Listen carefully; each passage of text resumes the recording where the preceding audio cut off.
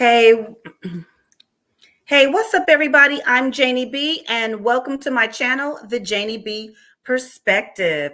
Tonight's topic is wounds we carry. This is episode number 7, sorry, and I am live on Facebook and YouTube. Let me go ahead and put up the beginning intro. So,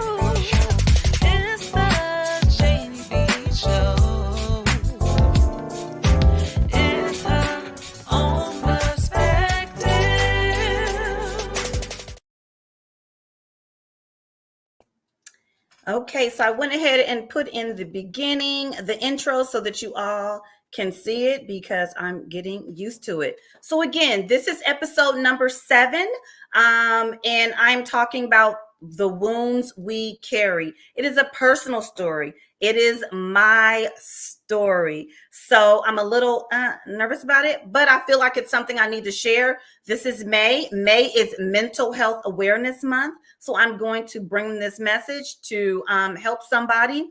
I do want to give you a trigger warning that if you are someone maybe have suffered abuse or just or trauma, this may be something that could be triggering that you may not want to listen to right now, or that you may not, or you might want to come back and listen to later. So again, if you're watching from YouTube, make sure that you do subscribe. I would love for you to subscribe.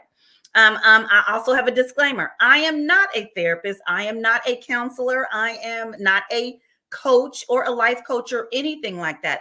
I'm sharing my story with you all so that I can possibly help someone that may have been in the same position that I was in. So I'm going to go ahead and get started. I feel funny because I'm going to start from the beginning. I was born November 26th. In November 26th, it was on Thanksgiving, 1970. My mother was a 15-year-old teenager. And that was my mother. My father was a 19-year-old, I guess, teen going towards male manhood. So my mother, she conceived me in Oklahoma, and she moved with her mother, with her family here to California, where I was born and raised, and I reside now. When my mother came to California, it was because her mother was leaving an abusive marriage. And I do want to say that everything I'm going to talk about is going to be with respect. It is going to be centered around me. I will bring other people up, but it will be mainly just in context to tell a story, because I do have family members and other people that might be sensitive too. So I'm just explaining to you that when you do tell your own personal story, remember that you might feel some liberation, but somebody else may not. But it's your story to tell. It's nobody else's story. We all own our own story. My story is mine, and your story is yours. So never forget or discount your story or what you've gone through, because it's important. And sometimes it needs to be shared, because believe it or not, we're all humans, and we all share a lot of the same problems, the same emotions, and the same things in our life in different times, no matter culture, ethnicity, nationality, or anything. They say race, but there's only one race, because we're all human. So again, my grandmother was escaping a situation where she was in an abusive marriage, and she came here to California. Although it's my life story, I had to make some notes. So I want to tell you about my grandmother. I'm named after my grandmother. She was very nurturing. She was very loving. She was very kind. She was just like that good wholesome grandmother, you know how the typical grandmother is. So my grandmother, I was named after her. And my grandmother helped raise me because my mother was a young woman, was a young girl, actually. So my grandmother introduced me to love. She actually introduced me to religion. She's the one that taught me about God and going to church and all those things. And I do want to say that I'm not going to completely talk about religion or God because part of my healing journey did not necessarily take place in the church. It didn't take place coming from my spirituality. Although I do have a background in Christianity and I still reference it, I do not consider myself, I'm not going to include that in the story for certain purposes. Okay, so at a young age, I was sexually abused. So if you're just tuning in, I'm telling my story about because it's Mental Health Month. So I was a child and I was sexually abused as a very, very young child by someone close to me. And it really did a lot of damage to me. And it didn't happen once, it happened over a period of time. So I'm giving you an idea of what I went through. So what that did to me was it took my voice away, it took my innocence away, it took my safety away, it took my sense of security away, it took so many things away from me. And it almost nearly took my future and it almost took my life from me because I was too young to process anything like this. It was very horrible. And it wasn't something that I was able to like verbalize because it's very, it's just hard. It was something that I like felt because children aren't able to always say how they feel and process it, especially if you haven't been taught to do that. And the people in your life really aren't great communicators either. So on top of that, so I'm adding this story up on purpose. My mother was addicted to drugs. So my mother had a drug addiction. And so now we have drug addiction and we have a child that has been sexually abused, that has been sexually assaulted. Okay. So now what is that doing to me? When you see someone that you love, your parent or the person that takes care of you, and you see them struggling, you struggle as well because your parent is like your first God. Your parent is basically God to you. You depend on your parent to live and for life and for nurturing and for attention. You depend on them for everything to help you develop and help you to grow. And when they're struggling, that affects you. And that's how we start a generational trauma. And people call it curse. But sometimes I think we've been saying like curse. And I think for me, saying curse kind of makes it seem like I can't get out of it.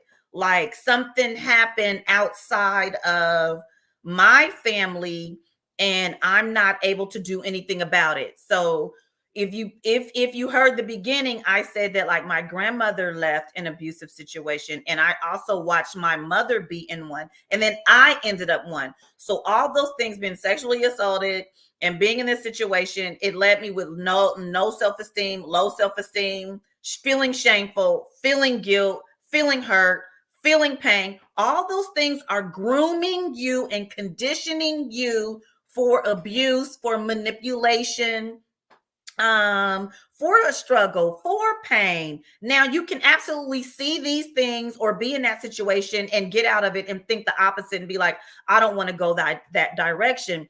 But a lot of times trauma, and that's what it is, it affects you in different ways. Because I did learn about trauma is that it doesn't necessarily mean what happened to you. Sometimes trauma is what did not happen to you. Like maybe you didn't get enough attention. Maybe you didn't get the love. Maybe you didn't get enough discipline. Maybe you didn't get boundaries or things like that set. And like I said, I'm not a therapist, not a counselor, not a coach, not a life coach. This is my story and this is what happened to me.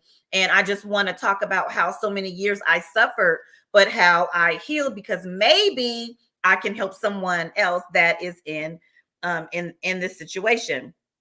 So by me witnessing all these different things, witnessing my mother go through these things and what's happening to me, remember, I don't have any sense of safety. I don't feel safe at home. I don't feel safe anywhere in the world. Actually, as a kid, I'm not feeling safe. I'm not feeling good about myself. I'm blaming myself. Although I am a child, I'm thinking there's something wrong with me, because I'm like, why are all these things happening to me? So I'm believing that now that if I'm bad and these things are happening to me, then I deserve them.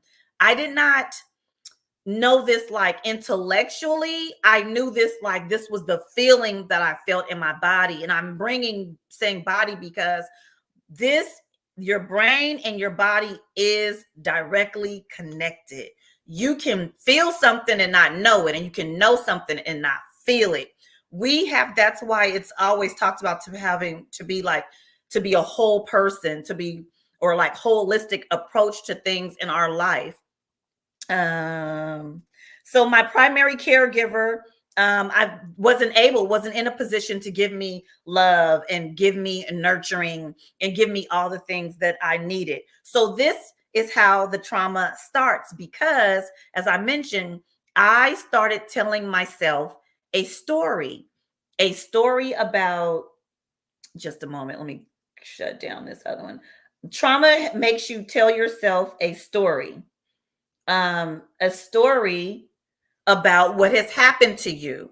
So it's no longer just the trauma that did happen to you. It is the story that you create around the trauma that you tell yourself, that you tell about yourself. So the story that I created and I related to was, something's wrong with you. You're bad. You're not good. You don't deserve anything good. You're like tainted. You're dirty. Because I have been sexually abused. Low self-esteem, no self-worth, abandonment issues, guilt, low self-esteem, feeling silence, not having a voice, shrinking myself.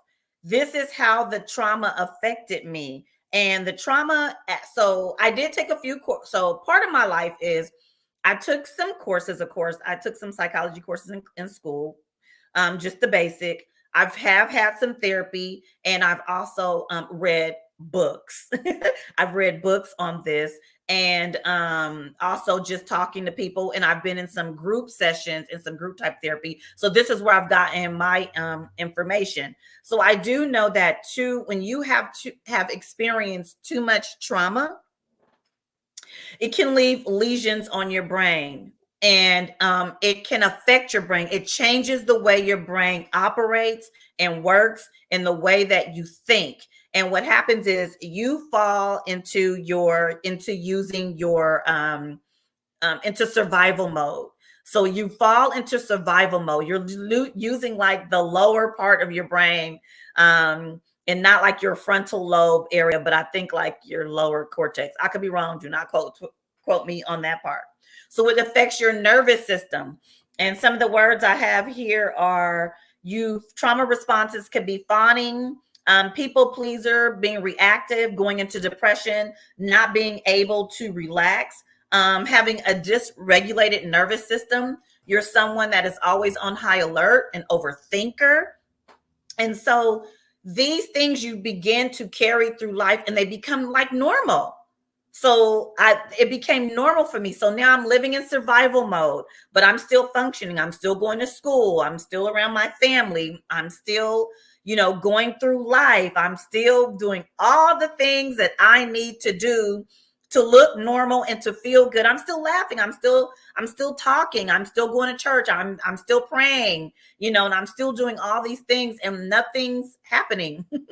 Nothing's changing this. I'm still feeling this way, even though I'm trying my best to live a regular normal life.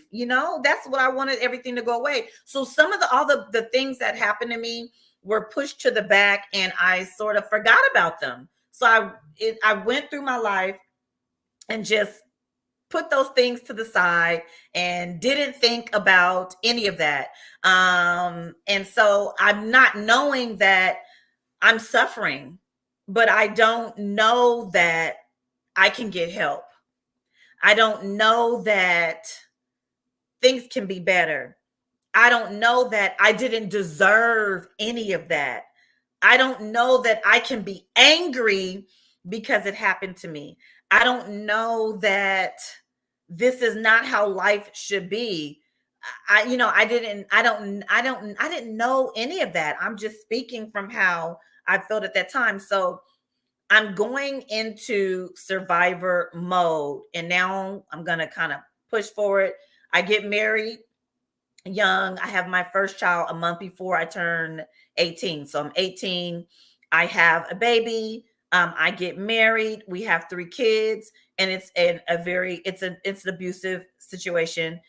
It's familiar, and I learned that we will seek familiarity even if it's toxic, even if it's not good for you, even if you're not benefiting from it, even if it's destroying you. You can seek a familiar situation. And that is exactly what I did. I sought a familiar situation. And I stayed loyal to the soil, as they say. I stayed loyal in the relationship that was abusive in every way, that was killing me, financially, physically, emotionally. It was just horrible. But that's how I felt about myself. This relationship was a reflection of how I really felt in myself. So I'm this depressed woman. I'm trying to raise kids. I'm trying to, I'm trying to raise kids and again, just go through life and deal with what's going and just keep pushing forward and just keep praying and that thing is going to change and something's going to magically happen. But nothing magically happened because nothing ever magically happens. So what ended up happening is I got to a point in life where I had to do something about what was going on with me. So I started looking inward, and I started looking in myself and seeing how I was repeating patterns like after the divorce. I was still not picking great partners. I was still ending up in relationships that weren't meeting any needs, that were not good for me.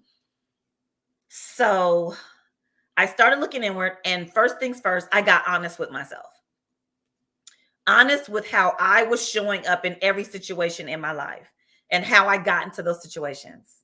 And then I started asking myself, why did I do it? And as I started digging into the why, it started uncovering all the layers that I was putting to the side. It started uncovering all the pain that I was not acknowledging. It started unfolding all the harm that had been done to me that wasn't my fault. And then in all of this, I actually said it out loud. It wasn't my fault. It wasn't your fault. And that was a breakthrough for me. When you can finally get to the point and say all the things that happened to you in your past, the things that happened to you as a child, the things that you didn't do that happened to you, they were not your fault. It just broke something for me. I had a breakthrough, and I finally, and some of the shame lifted, the guilt lifted, the low self-esteem started rising, and I was like, I didn't deserve any of that, and it wasn't my fault. And then I can't say that it was all pretty. It was very painful to look at myself, and I think that's a lot of times why it is hard to heal, because it is very painful to look inside of yourself, to look into your inner being and see how you are responding to the trauma that has happened to you in ways that are harmful, that hurt other people, how you're looking outside of yourself for love and for affection and for attention and for validation, because it's important for a child to feel validated. And I never felt validated. I never felt important. I never felt loved. I didn't feel and there was people who absolutely loved me because I said my grandmother, but I wasn't able to feel it because all of the trauma and all of the hurt and all of the pain was clouding out the light and the love and the goodness. And it was really hard to get through. And so I pulled back the layers and started remembering all the things that happened to me, all the things that happened to me from my caregiver, all the things that happened to me with seeing the abuse that went on in my life, that the things that I witnessed as a child. And I said, it wasn't your fault. Baby girl, give yourself some love, give yourself some release from holding all of that in and weighing on your shoulders and saying it's who you are, because I'm not pain, I'm not abuse, I'm not invalidation, I am not anything unhealthy. I am love, I am enough, and I am worthy, not because I had to do something, sorry, that's my preacher voice, but because I was born. The fact that I was born, I was worthy. And it's just like that butterfly. The butterfly, the camera's this way. It's just like that butterfly behind me. The butterfly, the caterpillar, I don't know how it comes about. The caterpillar was born worthy. The caterpillar the whole time was going to be a butterfly, was going to be the butterfly. I was always the butterfly, but I just didn't know it. And the love that I was looking for, the validation that I needed and I was looking for, it was on the inside of me the whole time. We are born with that. It is already on the inside of, it was already on the inside of me. It's already on the inside. I'm trying to repeat it. It was already on the inside. Everything I needed was in me, but I was looking outside of me because I had not received reinforcement or encouragement, because I was in an environment that was not safe, that was not healthy. And so, of course, as I get older, I'm putting myself in those same positions because it's almost like I'm going back to rectify it, or I'm going back because maybe I'm going to it's finally going to love me. You know, sometimes we're trying to get that certain person to love us. We're trying to get that certain situation to give back to us. When that's not our person, that's not our situation, that's not where we should be. And that's pretty much where I was. So I'm going to say it again, it wasn't my fault. I'm not a bad person. I didn't do anything to cause anything that happened to me. Now, let's fast forward a little more. Let's get into the self-care, self-love thing. So my breakthrough. So I haven't even gotten to the self-love part because I just had the breakthrough, right? So the self-love part and the self-care, the self-compassion, the self-soothing. Remember, I'm looking for love. And I'm not even looking for love. I don't want to make this about a man, romantic, a man or woman. I was looking for love in anybody and in people. And so not only am I so not only am I looking for love. Hi there, Patrick. How are you doing? Just want to acknowledge you. You said wow, and I just preached about trauma on Sunday. Oh, great message. I'm not for sure if you're still there. So where was I? Healing. Let me put this banner up right here. Healing journey. So it was the self-love that I was lacking. It was the self-love that I didn't need. And we really have to teach our children to love themselves. There's nothing wrong with that. To love who you are, to know that you are worthy, to know that you are gifted, to know that you were born enough. So I started. How did I get this self-love? Because I had to put the work in. And that's the thing about healing. Inner work. It says inner work. It's real work. Inner work. Healing. Healing for your soul. I had to start the way I treated other people. I had to start treating myself the same way. If, seriously, like taking yourself out to lunch, taking yourself out to dinner, caring for yourself, talking to yourself the same way that you would talk to a friend, a trusted friend who came to you and said, I'm hurting. How would you talk to them? How do you talk to yourself? Positive self-talk, affirmations, journaling, treating yourself to things that you like, feeling good, forgiving yourself. Because often we talk about forgiveness so much, but we don't talk about it in terms of forgiving yourself. It's always outside of us. A lot of times, the person we haven't forgiven is ourselves. I had to say, you cannot keep being upset at yourself for things that you did in response to what happened to you because you didn't know any better. Of course, we are all responsible for what we do. So that's the part I'm saying that hurt me, because I'm not saying like I'm just the angel. There were things that I did out of manipulation because I wanted to, to be loved, or I wanted to be liked rather by people. And so I would put myself around people, talk about romantic and not romantic, around people who weren't good for me, around people who didn't have my best interest because they were familiar, to the abuse that I received. So some things we normalize. We always hear that word now. Some things we feel are normal because we've always experienced them. We think love is painful. We think that struggle love and attention means love. And I put something on my Facebook where I said that attention is not love. It was attention is not love. Attachment is not connection. And the bare minimum is not effort. But to be honest, that is not even directed at somebody else. I directed that at myself because I cannot keep seeking attention and to take the place of love. But I couldn't feel love because the trauma was still trapped in my body. That's a whole other story. I became my own best friend. I became loving and compassionate and kind to myself. And when you start becoming loving to yourself, compassionate to yourself, you start seeing where you've been cruel to yourself, where you've talked bad to yourself, where you haven't been good to yourself.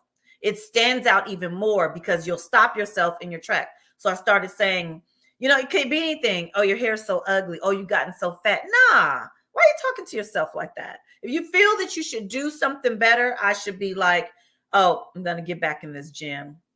I gained a little weight, but that's okay because I still love you. You still deserve love. You still deserve your own love. You still deserve your own attention. You still deserve your own best effort.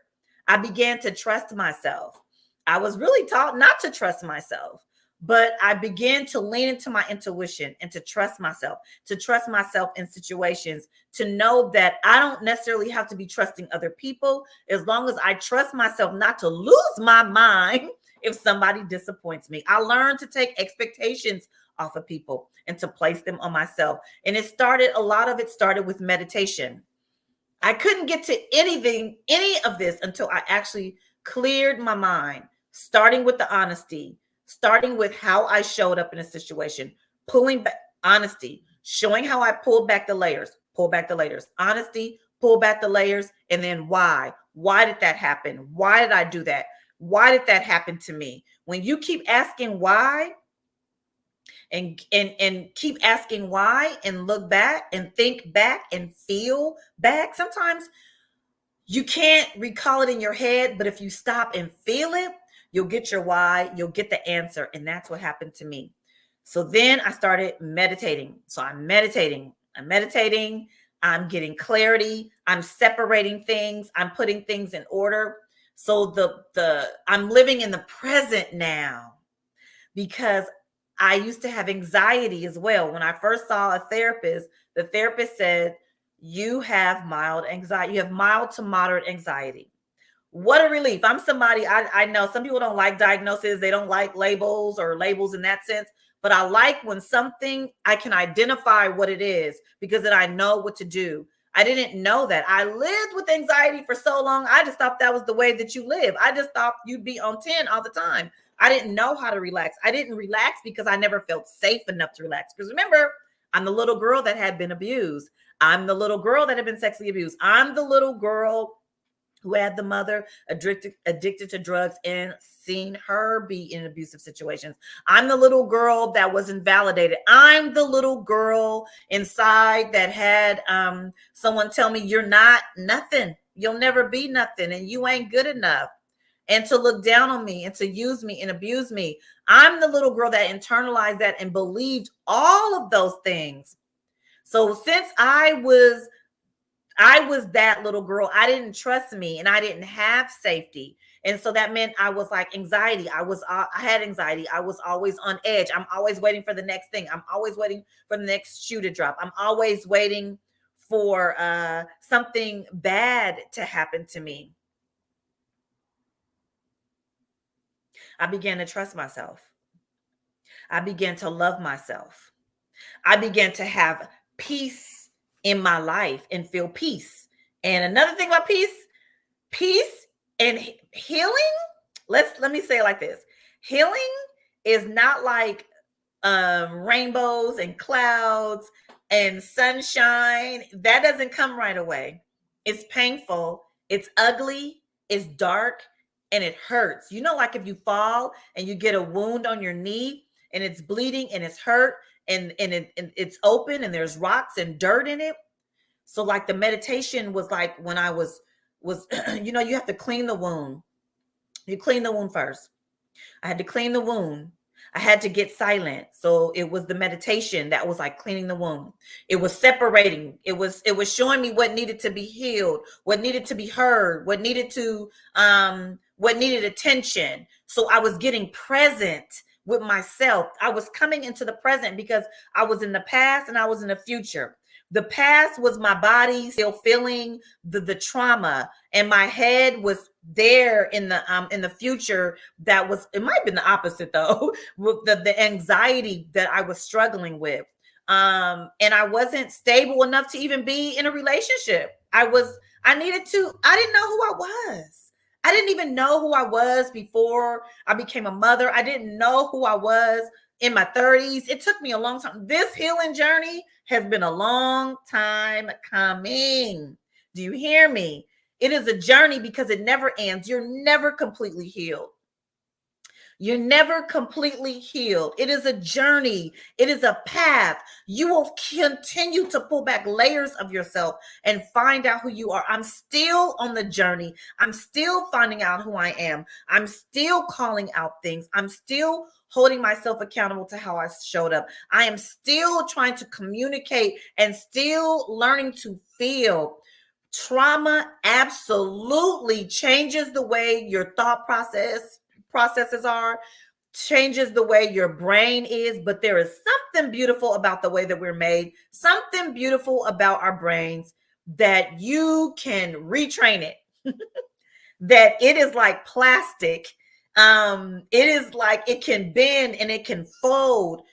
And like I said, it's your story, it's my story, but you can absolutely write another ending. The story it can go the way you want it to go. We can have the desires of our heart. We absolutely can do it. It starts small. It just starts with doing it. It takes really one small step to say, how did I show up today? How did I show up at work? How did I show up with my family? How did I show up? How did I show up? When you start asking yourself real honest questions, and you'll know when you're ready, because you'll face the truth inside of you. And we're always talking about other people's truth. No, what about yours? What about on the inside of you? And that was me. What about my truth on the inside of me? Then you start figuring out what's important to you. Then you start realizing I have some control over me. I can't control other outside circumstances, but I definitely control me. So my meditation got me into a place of peace. I do mindful meditation, a place of presence, rather, being in the present moment, because that's all I have is the present moment. It's all that I have. So I got into the present moment And I began to see myself in a different light. I was like this new person. I don't know who this lady was because it was like this newfound maturity, and it was like this reconciliation with my past. It was like I accepted things that had happened to me and learned that just because I feel something or that I have certain emotions, they don't have to control me. And that even if I fall at a certain moment, I can get back up and begin again. I can begin again as many times as Janie B needs to begin. I can begin again. I can start again every day. So I started seeing just how important mental health is, mental wellness. It is vital. It is so necessary. It is, I mean, we can no longer overlook our mental status. We can't be stressful. And if we're depressed or if we know someone is, we have to keep trying to reach them. We have to keep trying to reach ourselves. Um, so I'm learning that you have to maintain it.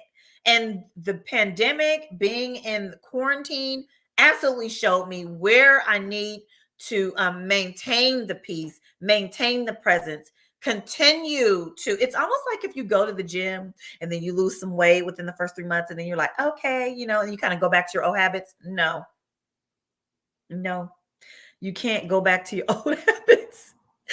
Really, it's not about going back to your old habits. It's about maintaining the new habits. Continue the new habits as often as you can. And the different thing about healing is that you unlearn so many things that you learned, because unlearning is probably almost more important than learning. It never stop learning. We're supposed to always learn. You always got something else you can learn, but unlearning is way up there at the top. So unlearning certain things is definitely a part of the healing process. Is to stop and say, maybe some of the things I think are true, or think are real, that I think are factual, that I think are normal and I think are okay, maybe they aren't. So instead of resisting, that's what I learned in meditation. Instead of resisting everything, learn to be curious about things. So I learned to be curious about things in my life instead of just accepting them at face value, and to dig deep and say, wait a minute. And everything that wasn't working before, I started a new path and a new journey. Now where I am in my healing is about the mind body connection. I am learning how much that my body suffered through the trauma. And when I say my body, I mean my nervous system. How my nervous system, that's why I was on edge. The fight, flight, freeze, or fawn mode. Fight is mean like you're defensive. If something happens in your life that threatens your safety, you're going to get defensive about that thing. And if you freeze, it's like you don't know what to do. You don't make any decision. It's like inaction, right?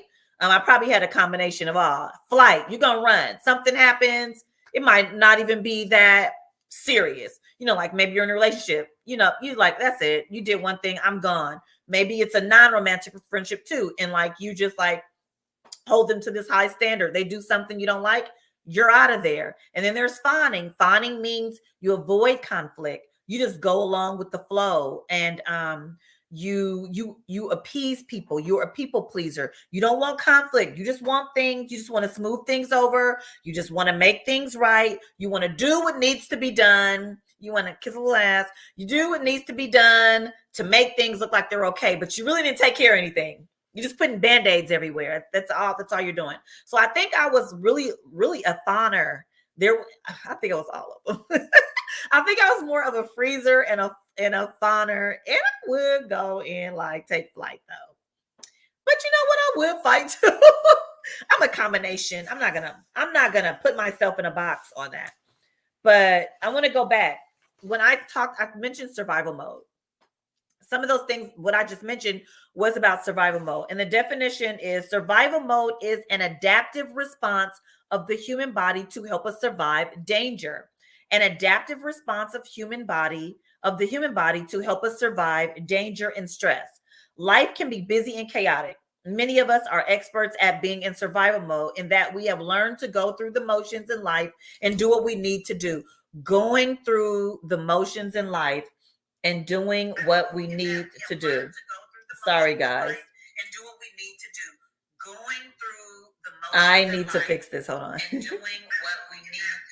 Oh my God. I hate hearing my own voice. Okay, let's see. Now I'm fixing it. I'm fixing it. Thank you for holding on. Hold on. I don't have a co-host, so I have to just do it this way. Okay, so that's better. So I was talking about survival mode. In survival mode, we do those fight, flight, freeze, or fawn. And as I read off, we just go through life like that. And that's exactly what I was doing, going through life like that. As I stated, healing is a never-ending journey. And the reason why it's a never-ending journey is because I do not, I'm going to speak in the first person. I do not want to pass along that generational trauma that I received, that I inherited. I don't want that to be my inheritance. I want a different type of inheritance. And I don't want that to be my granddaughter's inheritance. So I absolutely had a breakthrough. I absolutely broke a generational trauma.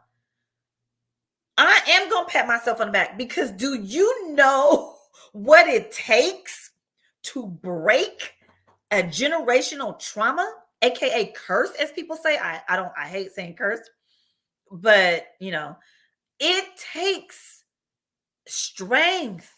It takes adeptness. It takes love. It takes love of yourself. It takes power. That's why I said, if you've broken anything, if you ever had a breakthrough on something, and sometimes we don't stop and we don't celebrate those moments. And part of mental health, mental wellness for me is taking those moments to celebrate myself, to take those moments and to bask in the peace of it all. And remember another thing about peace. Peace is not like a roller coaster. Peace is the absence of wanting. It's the absence of chaos. Now, that's not my original quote, the absence of wanting. Peace is like if you're walking through nature and there's like stillness and there's nothing going on. That's peace. That's peace. Peace can feel like boredom sometimes, and that's why people run from it. Peace is stable. Peace is a foundation. Peace, that's what peace is, but it's that good boredom. It's the kind where you're sitting there and you're like, man, I don't have nothing to do. Ain't nothing going on right now. Good. Because something could be going on. So I had to learn there's safety in peace. There's safety in yourself. I had to learn safety in my body because trauma took all those things away from me. Those childhood wounds. There's always going to be the little girl inside of me that I have to tend to.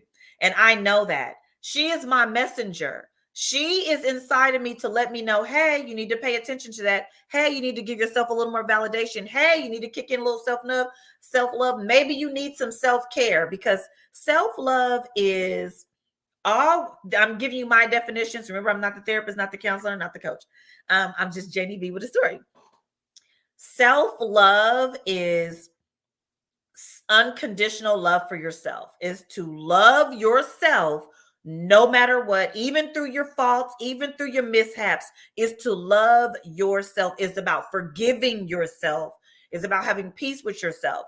The self-care, in my opinion, is the things you do for yourself. Those two go hand in hand.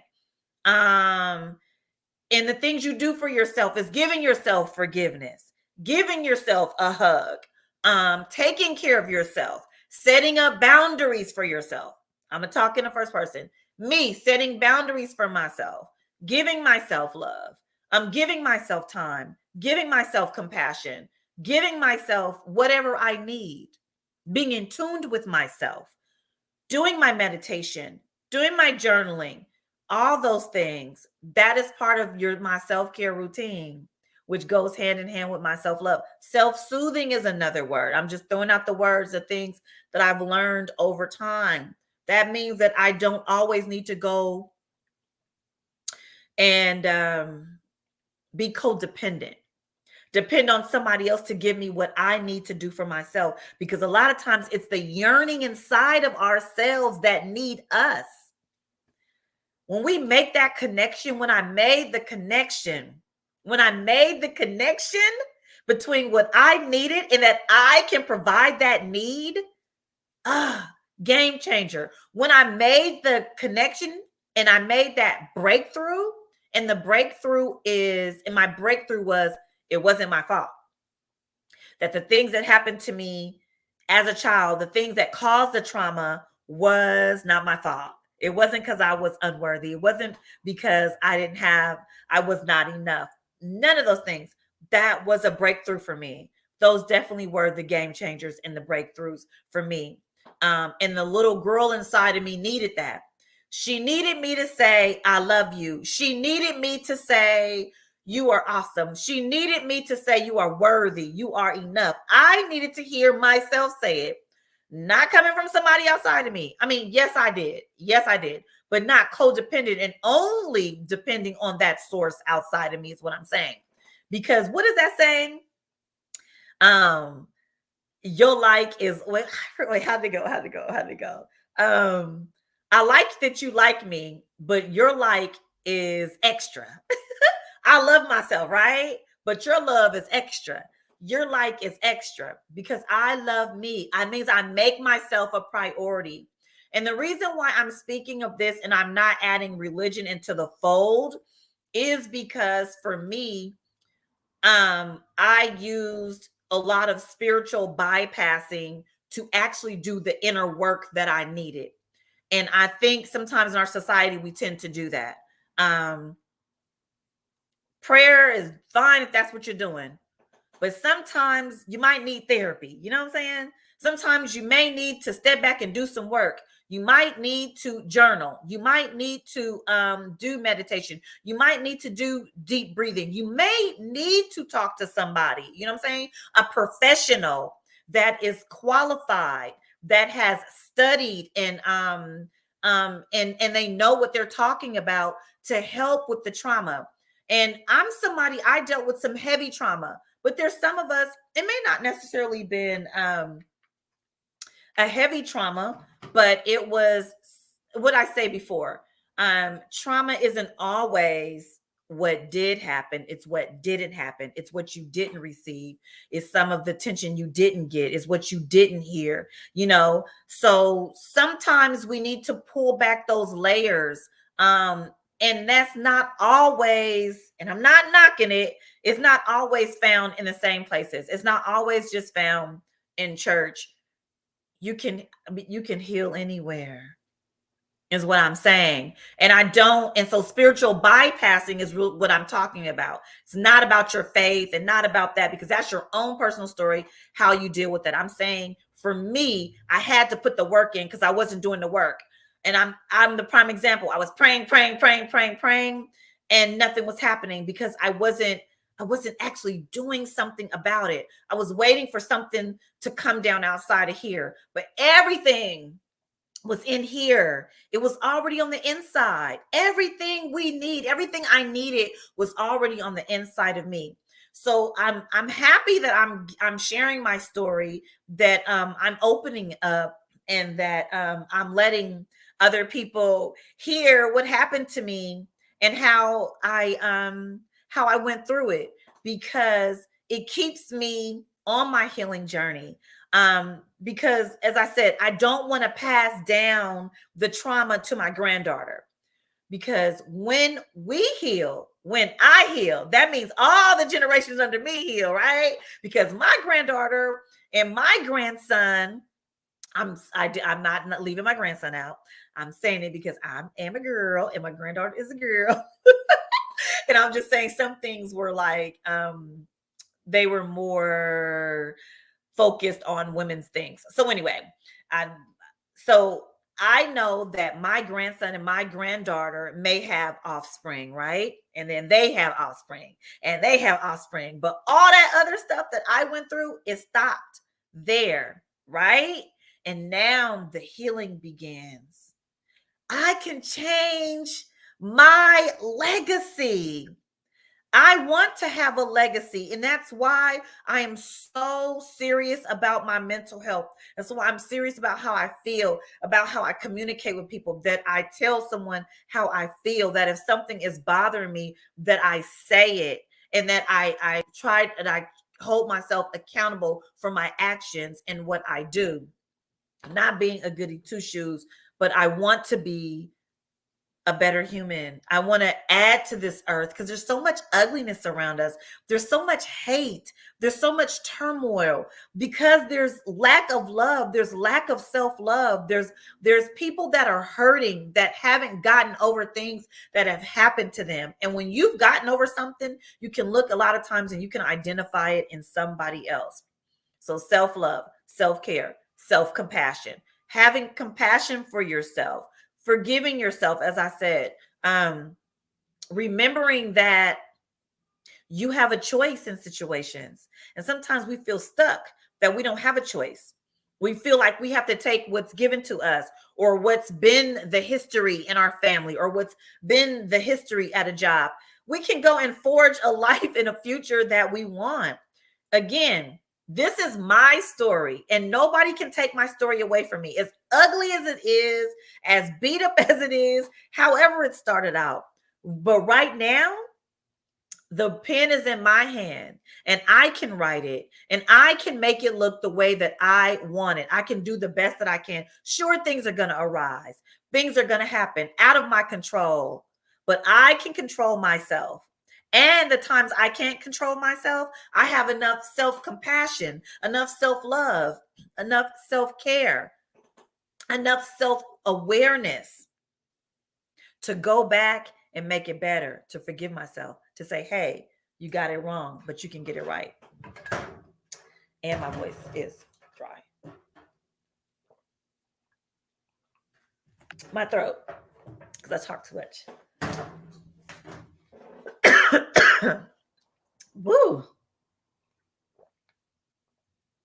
You try talking for an hour. Somebody's probably like, she coughing. I've been talking for an hour straight by myself. Do you see a co-host? You see me, right? By myself. Thirsty. Self-care. Self-love. Water. Hydration. Get you some. Woo, that's my Wonder Woman cup. I think that's my signal that I've come to the end. So, final message. May is Mental Health Awareness Month. Take care of yourself the best way that you know how. The healing journey, it never ends. It never ends. I'm going to continue. We're never completely healed. No one is. We all need each other. We need to see people healed. We need to see people get over their traumas. We need to see people love themselves. Our kids are depending on us to love ourselves. Our kids need to see us happy. They need to see us with joy. They need to see us forgive ourselves. They need to see us be honest. They need to see us admit our mistakes. They need to see the real us. They need to see who we really are. They deserve that.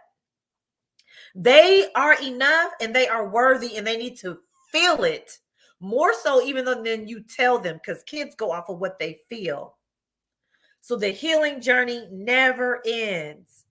it's not going to end. It's because there's a generation under me. There's a granddaughter and a grandson under me. And then there's I even thought about that. A great grandson, there's a great granddaughter. There's some greats underneath me that need to see the light, see the love, see the healing. They need to see us whole. They need to see, especially Black families and Black children and little brown kids, they need to see people healed and whole, because we live in an ugly world that doesn't validate us, that doesn't accept us, that's constantly oppressing us and holding us back. So they at least need to see their environment, that the people who are around them love them and hold them and hold one another accountable and hold one another up and encourage one another. So May is Mental Health Awareness Month. We still have a couple weeks left, or a week and a half left, so we can continue to focus on our mental health, continue to do all the things that we need to do. If it's taking a walk, if it's drinking the water, if it's meditation, if it's journaling, whatever it is. So I'm going to stay on my story. So thank you for listening to my story. Thank you for being here. Thank you for sharing it if you want to. It wasn't completely all scripted out, and it probably came out all type of ways, but I felt like I needed to say it and get it out. And I thought it was perfect, because the month that we're in, continue to heal, continue to self-love, continue to self-soothe, continue to be self-compassion. There is absolutely nothing wrong with loving yourself. That is one of the most powerful things you can do, because when you love yourself, do you know how much better you're going to love somebody else?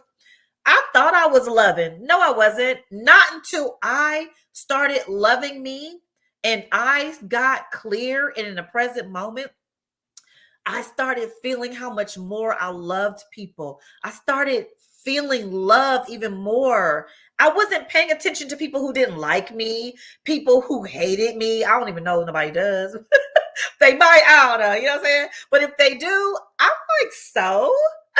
Because why are we always paying attention to the negative part? Pay attention to what you do have, not what you don't have. Because sometimes that ain't what you need anyway. You know what I'm saying? It's like what you need sometimes is right in front of your face, but we don't appreciate it because we don't sometimes love ourselves. We don't think we deserve it. We don't think we deserve anything good, because that's what the trauma did to me. That's what the wounds that I carried did to me. The wounds that I carried from my childhood, they made me think I didn't deserve love, that I didn't even deserve my own love, that I didn't deserve, that I didn't deserve anything good. And I do. That is a lie. I absolutely do. Because sometimes when you're in a state of depression, that's the time you really almost can't trust your thoughts, because they're lying to you, because everything we think is not always correct. It is not always accurate. It really is not. We should pay attention to it. We should be curious about it, and we should question it. And that's how I began to heal. That's how I began to feel better about myself and to love myself. So thank you so much for joining the Janie B Perspective. I wish healing, wholeness, and happiness and wellness on everyone. If you enjoyed the content, please subscribe to the Janie B Perspective on YouTube. And I'll be back next week with the message about depression. It's a great message. I know it sounds kind of sad, but it's still mental health Awareness Month, and someone's going to be a co-host with me. She's going to present some information on it, and about getting better and how it impacts our community, and women and children and everyone, and how it's rampant right now with the COVID going on. Thank you, and God bless. Have a good evening. I'll do the outro. Janie B Show. It's the Janie B Show. It's her own perspective.